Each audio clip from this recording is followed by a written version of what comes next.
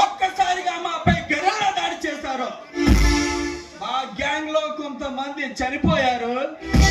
మా అన్నని పోలీసులు పట్టుకున్నారు. ఆ విషయం నాకు తెలిసేసరికి మా అన్నను కటకటాల వెనక్కి పంపించారు.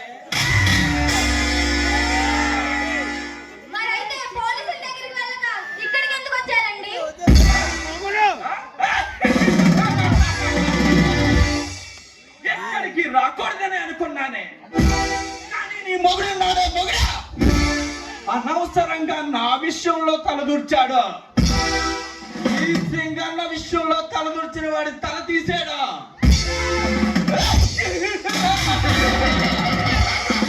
సింగన్న ధర అనవాయితే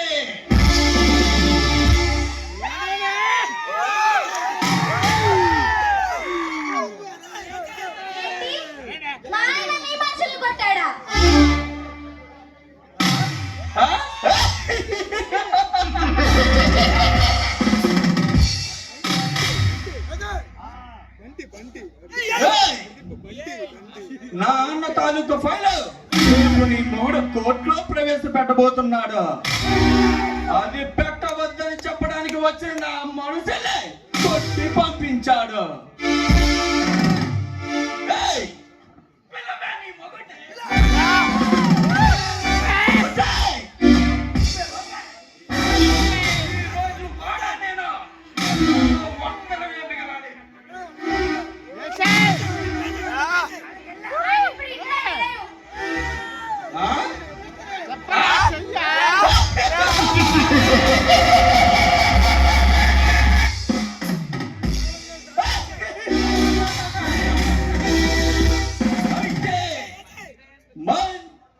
సమయానికి వచ్చానన్నమాట.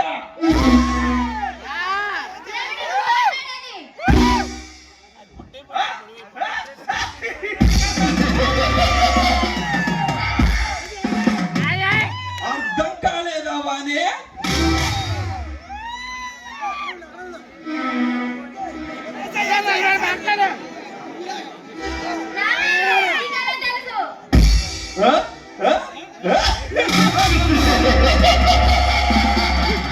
నీ పేరు వాణి, నువ్వు ఒక పతితవే.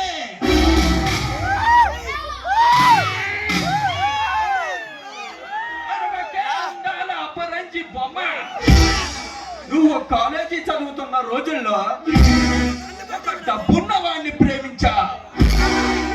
వాడు నిన్ను పెళ్లి చేసుకుంటాడని నమ్మే నీ సర్వస్వాన్నంతా వాడికి అర్పించా. కానీ వాడు పూర్తిగా నిన్ను అనుభవించి కాల్చి పారేసిన సిగరెట్ పీకల అవతల పారేశాడు.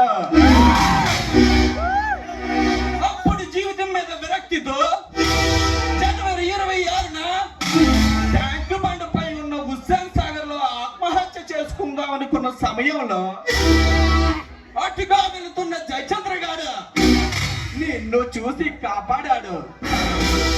ఆ తర్వాత చరిత్ర నీకు వచ్చి అప్పనవసరం లేదనుకుంటాను.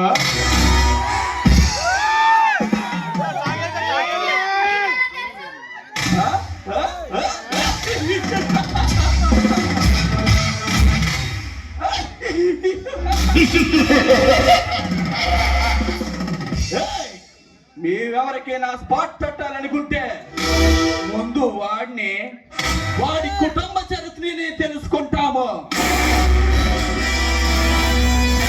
ముందుగా హెచ్చరిస్తాను, కాదని వాడు రెచ్చిపోతే నా చేతిలో చచ్చిపోతాడు.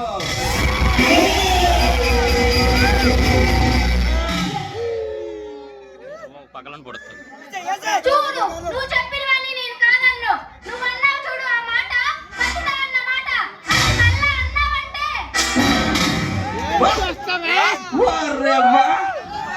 ఏమి ధైర్యం, ఏమి తెగింపు. నేనెవరని తెలిసి, నా పవర్ ఏంటో తెలిసి నా ముందే నువ్వు ఇలా ఇలా మాట్లాడుతున్నావంటే బహుశా నీ గుండు ధైర్యాన్ని వర్ణించడం నా వల్ల కాదేమో. అందుకే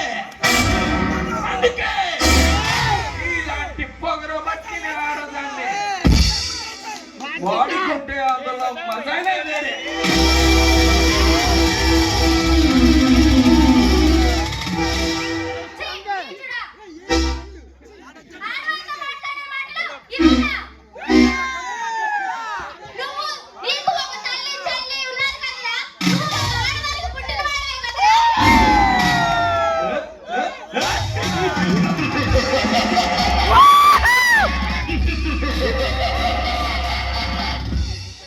ఏ కూర్చోవే